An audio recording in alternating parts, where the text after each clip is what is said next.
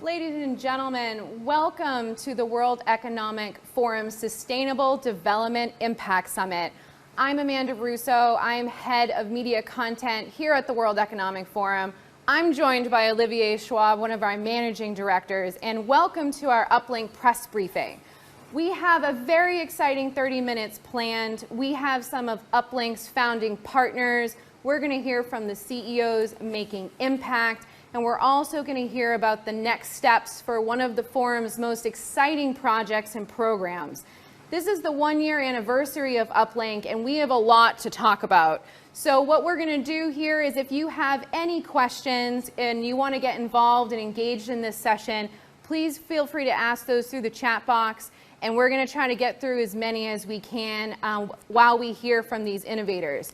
But there may be some people out there who don't know what UpLink is. So Olivier, thank you for joining us today. Tell everyone what is UpLink and talk us through some of the impacts.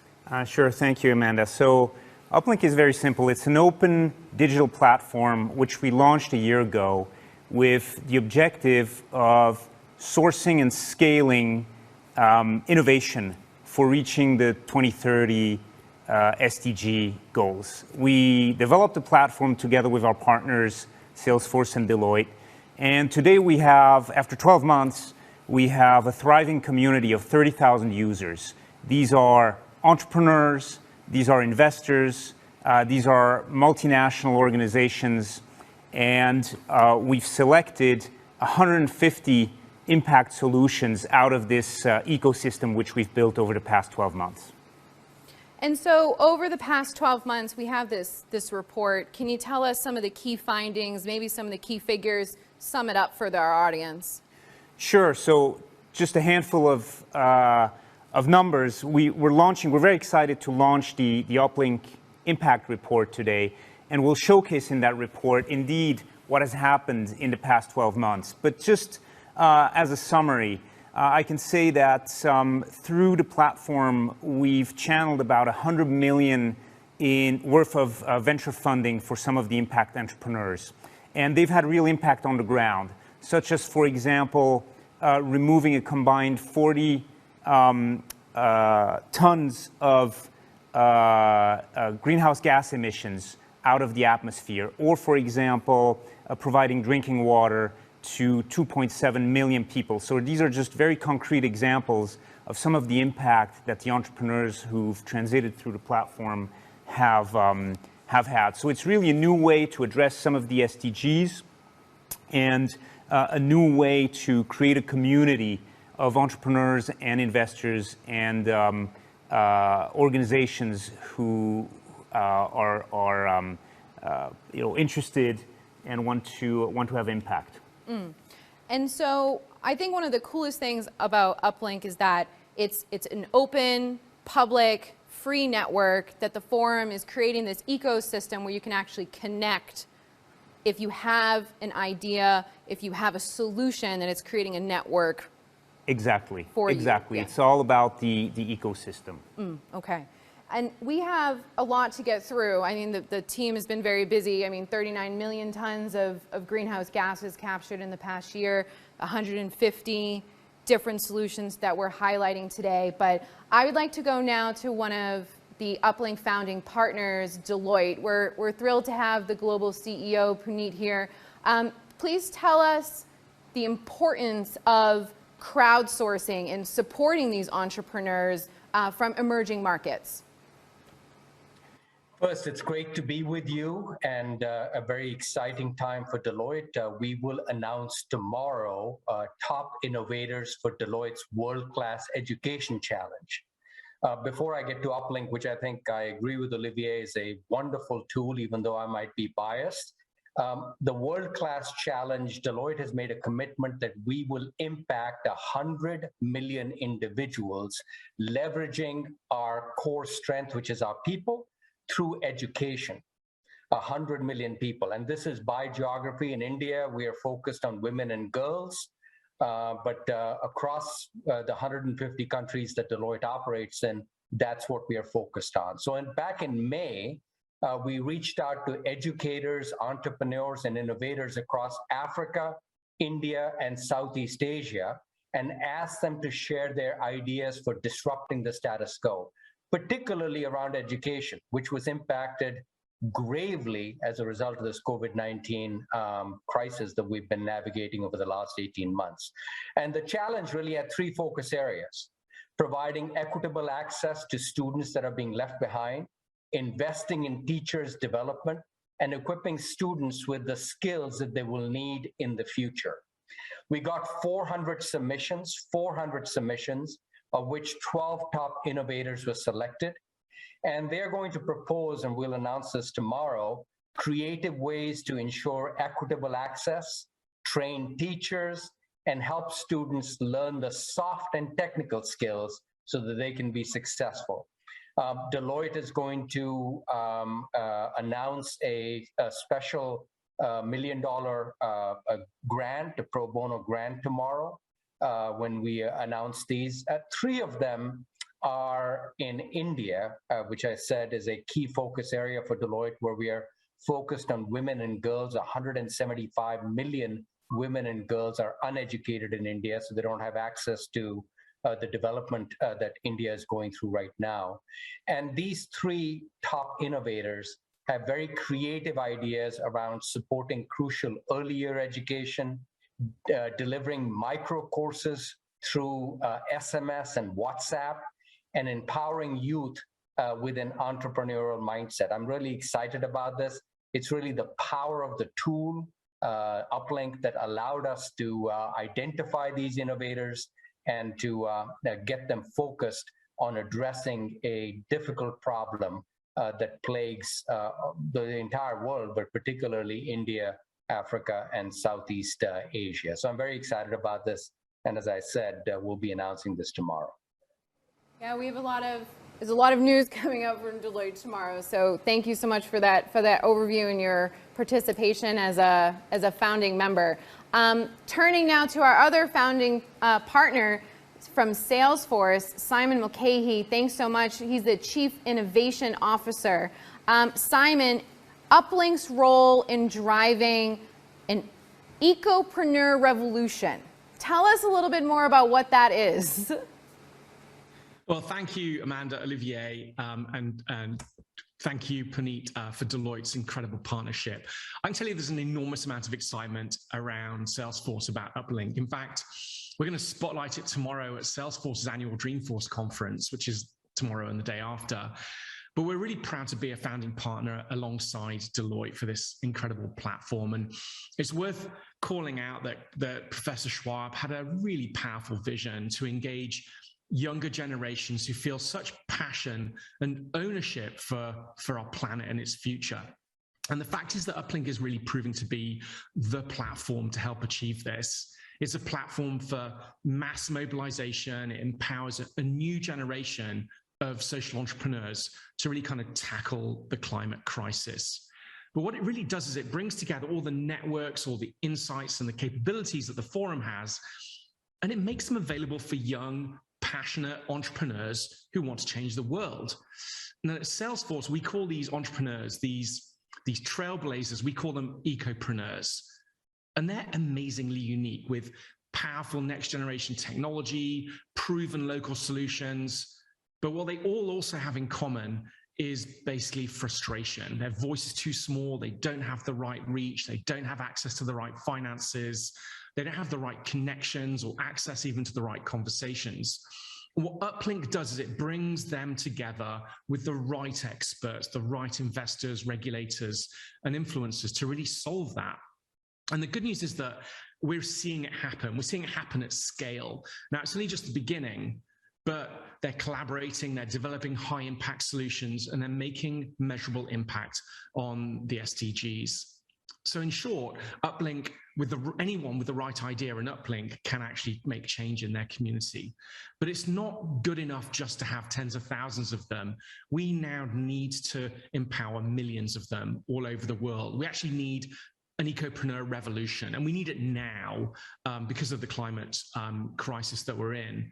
The good news is that UpLink has created the foundation to then achieve that. and by doing that, I think that will really energize this bottom-up revolution and hopefully get to 500 million ecopreneurs. And we're seeing some great examples of really inspiring ecopreneurs. And you're going to hear amazing stories from Ariana and Bree in a second, I think. But and these are two incredible ecopreneurs.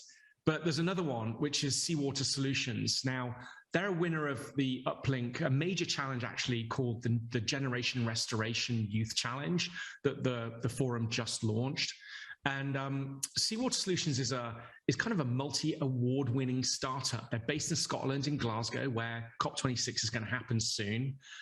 And basically, they focus on coastlines. They take two of the most abundant resources on the planet, degraded land and seawater, and they create wetlands that capture carbon, that create jobs, produce food, and improve and stabilize the coastline. Now, coastal wetlands are important for many reasons. For one, mangroves, seagrass meadows, and salt marshes support food products that are really, really nutritious, like seafood, saline vegetables. But I don't think anybody here probably knows that mangroves can store 4 times more carbon than a rainforest. And they're actually called the wonder tree. And yet we've got globally more than 35% of them have been deforested. So Seawater Solutions, they've been going since 2017, and they've launched wetland farms in Ghana, in Vietnam, Bangladesh. And actually over the last year, they planted over 100,000 mangroves in Ghana. So I'm really excited that because of through UpLink, Seawater Solutions has really managed to get the support and profile they need and frankly deserve, and the world needs them to have. Simon, thanks so much for that overview. I think one of the best things about working on this project is you continue to learn and hear about some of the solutions that people have come up with that gives us a little bit of hope that tackling climate change is actually something we can do if we do it together.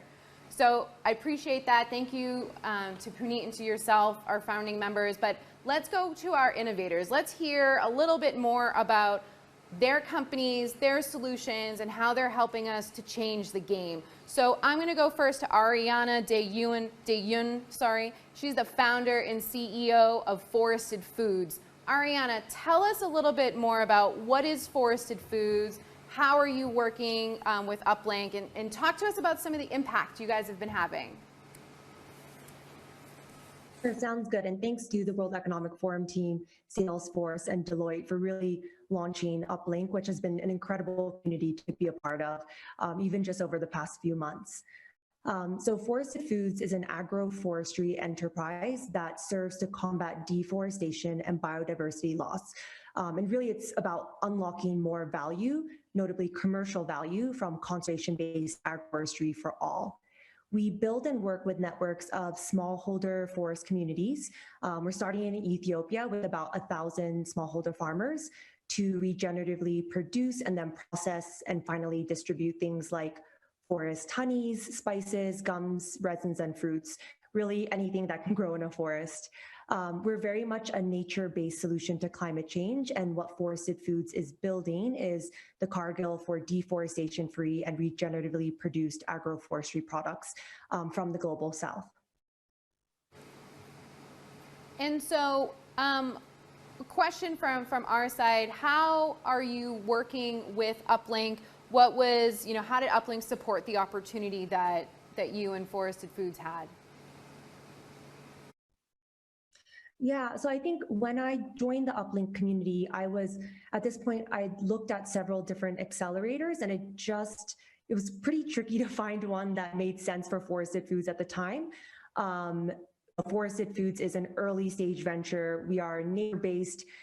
We are working with emerging markets. We are doing smallholder agriculture. I think each of these 3 pillars for an early stage startup independently is not, but when you put them all together, it felt like we were niche to the power of 3. And I think the UpLink community had kind of curated the different challenges just enough that it made sense for us. We are part of the Sahel and the Great Green Wall Challenge. And there's something really powerful about having a community of ecopreneurs that all touch this special region of the world. I would say that as an early stage startup, obviously our resources, notably human resources, are incredibly spread thin. And so even just in the few months of being a part of the community, it's really felt like the UpLink team and community in my cohort have been like extension of us, you know, lots of sharing of different resources and just a lot of information and connections that, you know, the Forested Foods team would not be able to even be aware of on our own. Thank you for that, Ariana. We're going to get back to you. I know we've got some questions in the chat box for you. And our other CEO, Bree Warner from Atlantic Sea Farms. Bree, thank you so much for joining us. Tell the viewers a little bit more about your company and your experience with UpLink. Maybe give people some tips of, you know, if they were in your shoes a year ago, how would you, you know, tell them to engage on the platform? Thank you very much for having me today. I mean, I think this is one of the perfect examples of how UpLink is fantastic, is putting me on this panel with all these incredible people and hearing what you all have to say and learning about what you're doing to build a better planet. And what we do at Atlantic Sea Farms is we are the first commercial seaweed farm in the United States, but we are now by far the largest. We have 24 partner farms in our network, all of whom are fishermen looking to diversify their income in the face of climate change. So what we're working on is a climate change adaptation solution as well as a mitigation solution. We now provide more than 87% of all the line-grown seaweed in the United States. And our products are available both in our CPG brand, Atlantic Sea Farms, for food, and that is distributed across Whole Foods and Sprouts and a number of other national chains, but also as an ingredient, as a fertilizer and feed supplement, and basically anywhere we can put kelp to help you know, expand and amplify our impact on the coast here in Maine of getting more fishermen in the water. Here in the Gulf of Maine, our coast is warming faster than 99% of oceans in the entire world. And we are almost completely dependent on a lobster fishery that is increasingly volatile as a cause of this climate change. But the opportunity statement here is all these fishermen have their own boats. They all have their own, so they all have their own licenses. They all have all the equipment they need to kelp farm in their off season. And we're providing that alternative income source by aggregating their farms, as well as providing free seeds and a buyback guarantee that can help provide kelp for the whole United States. So that's what we're doing. We joined UpLink because we really wanted to get our voice out there beyond our national borders. Right now we're selling in the United States mostly, but we want to be able to prove out a concept of adaptation and mitigation for the rest of the world to look to and see that fishermen, the people who are on the water every day, are the ones leading climate change adaptation here in the East Coast of the United States. And I think that story is both exciting and can be such a compelling proof of concept for others to look at, people who might see only desperation in the face of climate change and actually find hope in what we're building and find ways that they can build something similar for themselves. And Bree, I don't think a lot of people maybe know or understand, you know, the role kelp plays and how that can actually help protect the planet. I know you touched on the livelihoods bit, but can you give us a little bit more on the environment impact of this?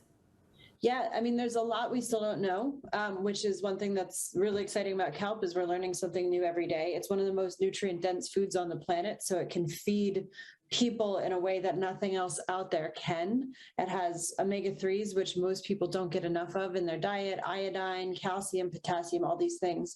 But it's also a product that's done without any arable land, any fresh water, any pesticides, no inputs whatsoever.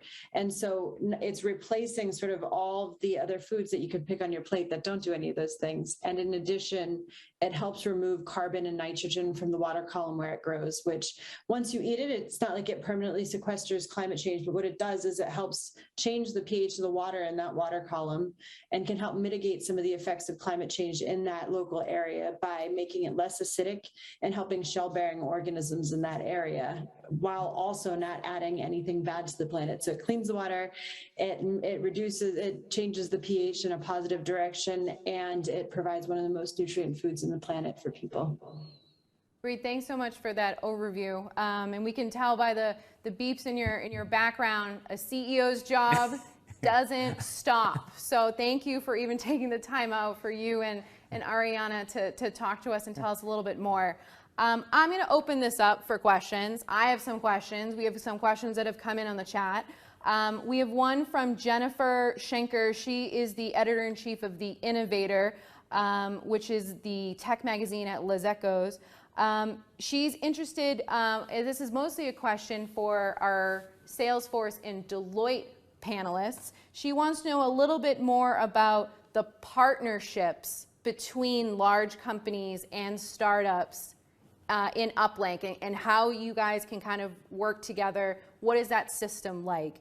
So Puneet, can I please come to you first for this question?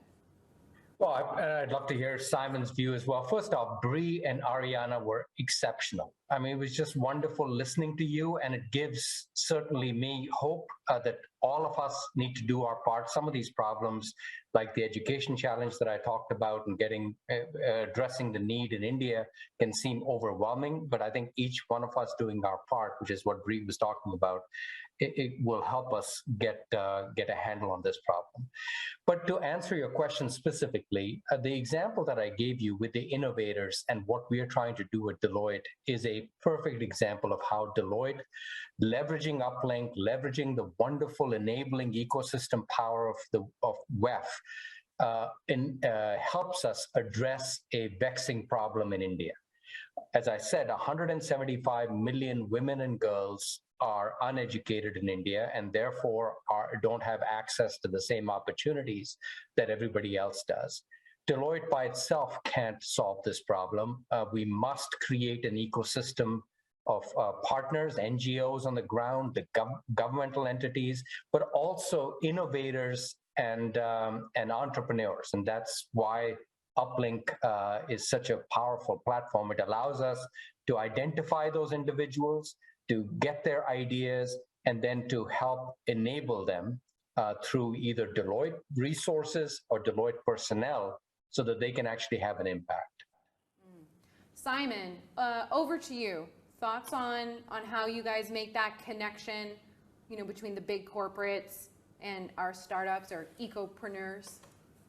Yeah, absolutely. This is an incredibly good point. So let me use the work that we've been doing with UpLink around 1 trillion trees as a great example. So the problem is that there are right now about basically only 3 trillion trees left on our planet. There used to be 6 trillion. We've cut down 3 trillion, and 1 trillion trees basically sequesters about 200 gigatons of carbon dioxide. It's incredibly important carbon mitigation opportunity.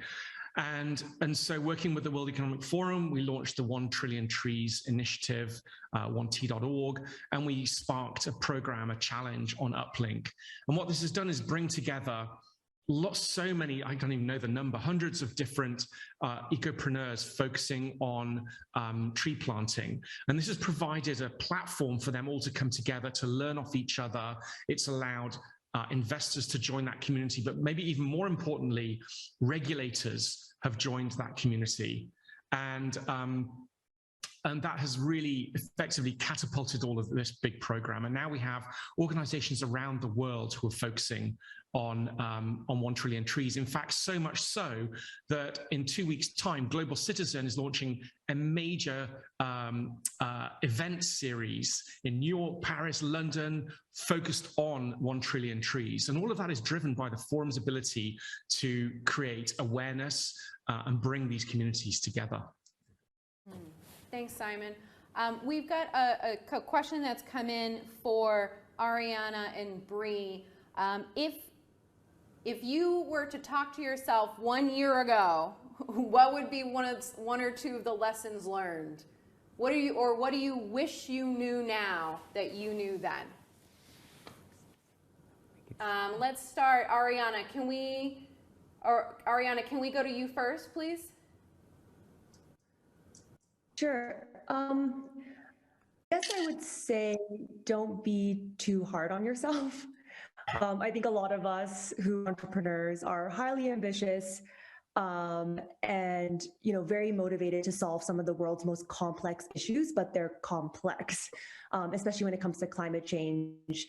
They're intersectional challenges, creating the problem, and the solution is going to require a lot of, cross-sector, cross-player collaboration, and it's just going to take a little bit more time than your average startup. And I think the other thing I would say is just, find joy. Building a startup is obviously, pretty challenging, but it can also be incredibly gratifying and fun. And so just to, keep things light when it's even possible. And just to really enjoy the journey, because it will be a very long journey. Bree, over to you. Your thoughts on this question on what yeah, I mean, a year ago. I think if COVID hadn't been such a game changer in every single way that we work and operate in the world, my thoughts would be different. But I will say something that's universal is that, if you feel overwhelmed, hire someone to help you with that. Don't wait until you actually can't do the job anymore before you hire someone to help you out in your company, a COO or a VP of operations or whatever. We do all of our seed, farming, processing, marketing, and sales. We are not only the potato chip company, but also the potato seed maker and the potato farmer. And there was 4 of us, and we didn't add people. And when I added people, I realized how much better we could be. When you add really good people, they more than pay for themselves very quickly. And then you can actually be a business that actually does what you say you're going to do, because you have the time to do it. Because 40 hours a week, 80 hours a week isn't enough to get anything done if you don't have the right people. I think the second part is and that's related to COVID, is don't underestimate people's ability to adapt and your own ability to adapt. And if you have the best laid plans and a straight line to somewhere and you can see that goal, actually think about seeing that goal and seeing all the zigzaggy lines that could possibly get you there, rather than following that one straight line, because the world will continue to throw things at you, especially in the world of climate change mitigation and adaptation. And we need to see the goal, but the strategy to get there needs to be able to change on a dime when you see what happens in the world, and the pandemic really highlighted that for us. So just kind of keeping your chin up and your head down, which we say here a lot, because you can't do both at the same time. But that's really what we need to do, is really kind of focus on the end goal. Thanks so much. We have another question that is in the chat box. Puneet, Simon, this is another one for you. We only have about a minute or 2 minutes left, so it's going to have to be a little bit of a quick fire situation here. Puneet, I'm going to come to you first. It's talking about what else needs to be unlocked from a public-private cooperation standpoint to really kind of supercharge the next wave of climate action. Is there anything that you think should be unlocked first? I think an acknowledgement that this problem will only be solved through a public-private partnership. It can't be done by the public sector by itself. It can't be done by private enterprise by itself. I think it requires that cooperation. Okay, and Simon, same question over to you. How do we unlock the next kind of wave of efforts? We need regulators to step in and really make the climate crisis mitigation a priority. And we're seeing the dance around the edges, but we need to see real change in the regulations. And that will then trigger business to lean in forward. I think business leaders need to understand the role they can play in really driving this change, and that they should partner more. Every business should be measuring their footprint and should be looking to the ecopreneurs that they can support as they do their job. No business should just be about growth. It should be about supporting the environment in which it's living and working. Just one quick point here. This is not only the right thing to do, it is the right business thing to do. At 350,000 professionals that comprise Deloitte, 86% of them are millennials and Gen Zs. This is their number one priority. If I want to retain them, if I want to motivate them, I must address this. So this is, as Simon was saying, the right thing for business to do. It is also the right business thing to do. I mean, Puneet, we should just end there. You can do this job next year at the next press briefing. You're in charge, sir. But Olivier, I know there's a lot of other ways people want to engage and learn a bit more about UpLink. send us home, give us a couple of points for how else, UpLink is involved here at our Sustainable Development Impact Summit. No, thank you, Amanda, and it was great to hear very inspiring startup stories and also excellent advice from CEOs. So indeed, during this week of the Sustainable Development Impact Summit, we have a number of UpLink activities going on. We're going to continue showcasing some of the fantastic entrepreneurs we have on the platform. We're going to launch some new challenges. So you heard it, the challenges is the way the companies interact with the entrepreneurs to find specific solutions. And then we'll have some startup pitch sessions with some of the entrepreneurs on the platform. So that's all planned for this week. You can find out more at uplink.weforum.org. Find us there, find out about all the exciting activities, and thank you very much to all of you for joining us here. Great. Olivier, thanks so much. Go check out that website. We need to know about your solutions, your ideas to get you here next year at our UpLink 2nd anniversary. Thank you so much. Thank you to my panelists, and thank you for watching and submitting your questions. Have a good afternoon or evening, everyone.